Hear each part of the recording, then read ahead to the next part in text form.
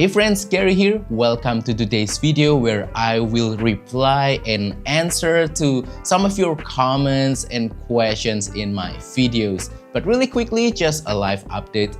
I'm currently editing some more Iceland vlogs and I hope that you guys will enjoy these videos. I made sure that I share plenty of photos from my Iceland trip as well as some interesting b-rolls so that hopefully by watching these vlogs you will feel like you are there with me, capturing some nice photos together and enjoying the scenery together. That's my goal with the vlogs. Also, today's video is not sponsored, but I kindly invite you guys to join either my Patreon with the link right here or YouTube membership down below where you can press the join button on the video, because I will release a full-blown travel photography course video. It's about 1 hour long and I will pour my heart and soul, all of that I know, my expertise, my experience, my knowledge regarding about travel photography,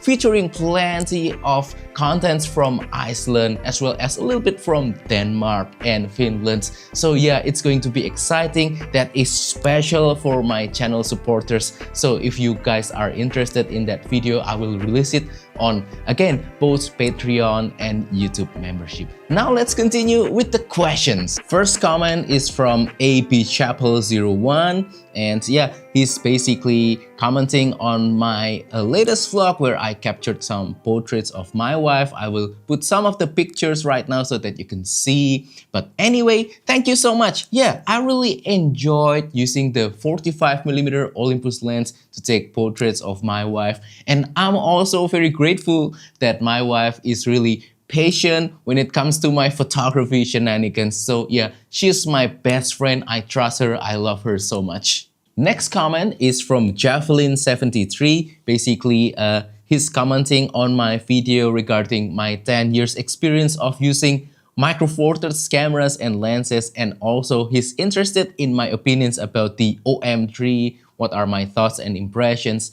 Yes, many months ago, I posted a reaction video to the OM-3, and while my comments was generally positive, it created a lot of hits. So nowadays, I tend to back down from reaction video unless that I own the camera myself and I tried it and I used it to take pictures on the field, things like that. But yeah, OM-3 is a great camera. It is a vintage style camera, but the specification is really high. Yeah, it's nice. I think if you purchase an OM-3, if you're into that sort of camera, then I think you will like it. It's a high performer camera for sure because of the specification. However, for me personally, right now I'm more interested in smaller, lighter cameras. And yeah, because with smaller and lighter cameras, you tend to just bring it out more often. It's more convenient. You take more pictures with it and you'll get more photos and you'll be able to improve as a photographer when you take more photos, obviously. Just like sport, more exercise,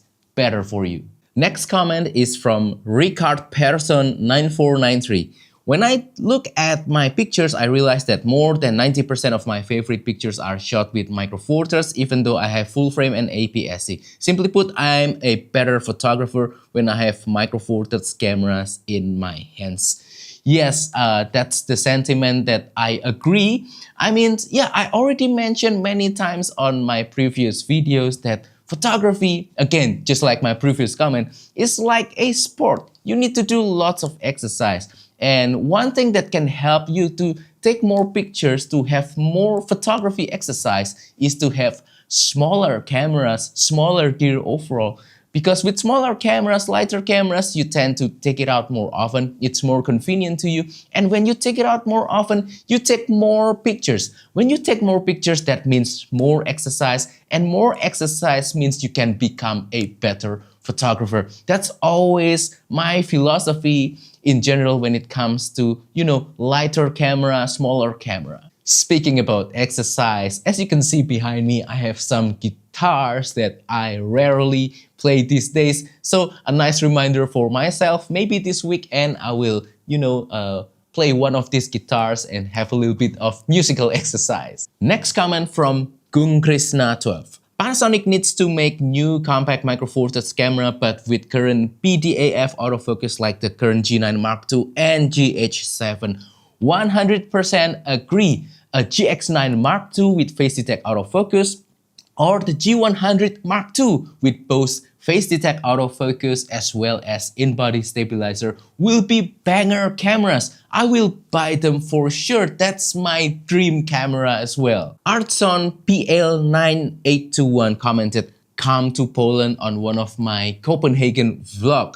So yeah, I'd love to. I haven't really checked out Poland yet. Can you give me a recommendation about what to see in Poland? What are some of the attractions? Maybe one day I will come and I will let you know. Next comment is from franksiessa. If we use the 14-140 lens on a camera body that doesn't have a stabilized sensor, will we get stable video footage? And the answer is yes, we will get stable video footage, but you have to manage your expectation. It's not gonna be extremely smooth like you are using a gimbal, but at least for telephoto footage, you can do it handheld without the need of monopod or tripod. So I will share some sample clips captured using my GX8 and 14-140 so you can better understand how smooth is the footage. Next comment from Unfinishedreport. Basically, he's enjoying the small size of the GM1. He can easily carry it, and he also mentioned that with bigger cameras,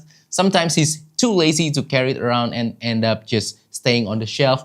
Yes, again, I agree with this sentiment, and again, it proves that smaller and lighter cameras tend to get used more often. You take more pictures with it, more pictures mean more practice, and you'll become a better photographer using smaller and lighter camera gear. Next comment is from Kevin Nash 3056. I would like to ask for your help to give me a tutorial on how to take Milky Way's photos using G100 and what lens would be suitable for capturing Milky Way. So I'm not claiming to be an expert in terms of astrophotography. I mean, I did it a few times, and when I was in Iceland, I did some northern light photography. But Milky Way, I think, is a little bit more complicated. First, let's tackle the lenses. There are some options. Definitely Panasonic Leica 9mm f1.7 or Laowa 7.5mm f2 or the Panasonic Leica 8-18mm f2.8 to f4 or the Olympus 7-14mm f2.8. Those will be the lenses that will get the Milky Way picture easily. And then in terms of techniques, let me read my notes. There are a few things that you need to do. First of all, you need to be in a light pollution-free area. It needs to be really dark. And then you have to shoot RAW. I mean, you can do JPEG, but editing JPEG is not exactly, easy. And then you have to shoot full manual. Open up the aperture as large as you can, like f1.7 on the Panasonic Leica 9mm or f2.8 if you are using the Olympus 7-14mm. Shutter speed, I think about 10 seconds from my experience. Anything more than that, especially if you are using longer focal lengths, will start to get affected with the Earth rotation. So you start to get, star streaks, things like that. And then ISO, let's start about 800 and then increase or decrease as you need. The thing is, you'll need to post-process the Milky Way pictures heavily afterwards with curve adjustments, light and shadow kind of balancing to finally reveal the Milky Way in the most appropriate way. So yeah, I recommend you to also check some other tutorials in YouTube or other sources when it comes to Milky Way photography. It is kind of complicated, but once you get the hang of it, it is very rewarding. Next comment is from Muhammad Ikwan 95, and he basically mentioned that he used to shoot with full frame and APS-C, but now considering micro four thirds for EDC and travel camera, the choices are between LX100 Mark II or GX9. Well, difficult choice because both are great camera. I do have the older LX100, and while I love the image quality, the size and the weight because it is very compact and very fun camera to use, I just don't like the built-in lens. Not because it produces, less than optimum image quality. No, actually the lens is very sharp and really contrasty. But the problem is that it is a built-in lens and it has a motorized zoom, so it is very slow in my opinion. Even turning on the camera is not as snappy as a full-blown mirrorless camera with interchangeable lens system. So yeah, I tend to gravitate more toward the GX9 because of the flexibility of being able to change lenses. I think that camera will grow together with you in the long run. So yeah, probably I will lean more towards the GX9 if you want versatility, but if you just want something compact to get you started, go with the LX100, no problem. Next comment is from Hermit Monk 52. I will share the comment on the screen, but basically he mentioned this comment on my Sony 16 to 50mm kit lens video. His favorite kit lens was the Fuji 16 to 50. He's looking for maybe a standard zoom lens for his Sony camera as well. And yeah, the Sony 16 to 50, not that it is bad, but because of the motorized zoom, I just don't like it. I prefer mechanical zoom. I may be biased because I love Micro Four Thirds camera system, but I think the greatest kit lens, besides the Fuji that you mentioned, is my Panasonic Lumix 12 to 32mm kit lens. It is very small, very compact, and because it uses mechanical zoom, I mean, you have to rotate the lens barrel to zoom it in and zoom it out. I think it just feels more tactile, it just feels more precise, and I just love using it. But anyway, if you are still looking for a standard zoom for your Sony camera and you don't mind something that's a little bit pricier but will give you a better result as well as performance, go with the Sigma 18 to 50mm f2.8. My God, I love that lens so much. I wish they released one for Micro Four Thirds. But yeah, it is small, it is compact, a little bit pricier, but the f2.8 aperture and the sharpness of that Sigma lens is just top notch. Next comment is from TT Gem 1. Basically, he was interested in OM-3, but when he sees it in person, it was too big, it was too wide. So he was interested in OM-5 Mark II, but ended up with EM-5 Mark III secondhand, and he was very happy with the performance of the camera. And yeah, congratulations on the EM-5 Mark III. I never used the EM-5 before, but I know that it is a great camera, very versatile, it can do many things, and I think you will be happy with that camera. I'd love to try an EM-5 Mark III or OM-5 in the future. Again, this reinforces what I already said many times in this video regarding smaller camera is better. Yeah, the OM-3 may not be too big for some people, but when there's a smaller camera, then usually you'll pick up something that's smaller. Smaller camera, again, more taking pictures, and taking more pictures means more exercise for your photography. More exercise means better picture. Next comment is from Fermis8344, and basically this comment is about a jackdaw, a type of a crow in Western Europe, and it was on my Copenhagen vlog. So yeah, I will put the b-roll of that particular crow that Fermis mentioned on my video. It's right there. And yeah, when I was in Copenhagen, there were plenty of crows. Also when I was in Iceland, and yeah, I think they are nice. I think they add into the atmosphere of being around Europe. Well, I mean, Indonesia, we have different kinds of birds and, you know, wildlife and insects, things like that. So seeing crows, we don't really have that much crows right here. So yeah, something nice and different. But yeah, I will also post some other vlogs after this, especially from Iceland. Fermis mentioned that he missed the fact that I had visited more places than just Iceland. Yeah, we visited Copenhagen for a few days and then Iceland for 2 weeks or even more, I cannot remember. And then also Helsinki for a few nights. So yeah, plenty of places. Stay tuned for more vlogs. Next comment is from Lars Hansen 7907. Welcome to my hometown. How long are you going to stay? And then he mentioned about going to Klampenborg and some other locations in Denmark. Well, thank you very much for the warm welcome, but as you can see, I'm already back home. So yeah, that's why I already published the vlogs from Copenhagen and also Iceland later on. Yeah, but I had a great time in Copenhagen. Such a beautiful city. We really enjoyed a lot of the sceneries there. We went to so many different locations, as I mentioned on the vlogs. But yeah, regarding a day trip from Copenhagen, we also went to a small town called Helsingør, where there were a castle called the Kronborg Castle, if I'm not mistaken, or the pronunciation, I'm sorry about that.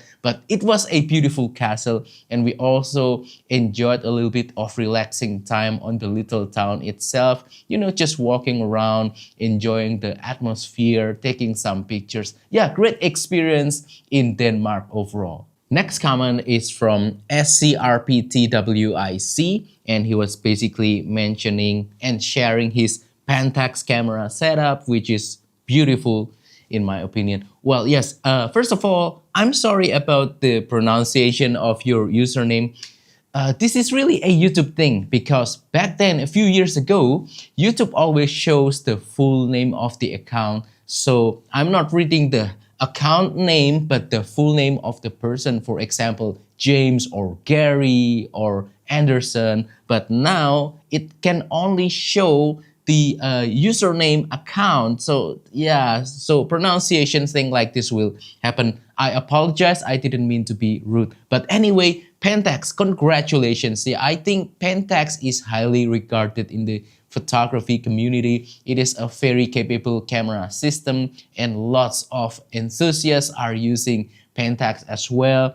I think what's important is not that, oh yeah, you have to use Micro Four Thirds, you don't have to use Pentax, or you have to stay away from full frame, or you have to use full frame. No, the camera system I don't think matter that much. What matters is that the camera system inspires you to go out and shoot more. Again, if you shoot more, you take more pictures, you'll have more photography exercise. And with more photography exercise, you'll become a better photographer. So if your Pentax camera system inspires you to take more pictures, you are happy with the result, you are happy with the camera, then great. That's always been the mission of this channel, to inspire you to take more pictures, have fun with photography. Next comment is from Yan870126. Go to shoot a marathon event, then you will find how useful is this lens, lol.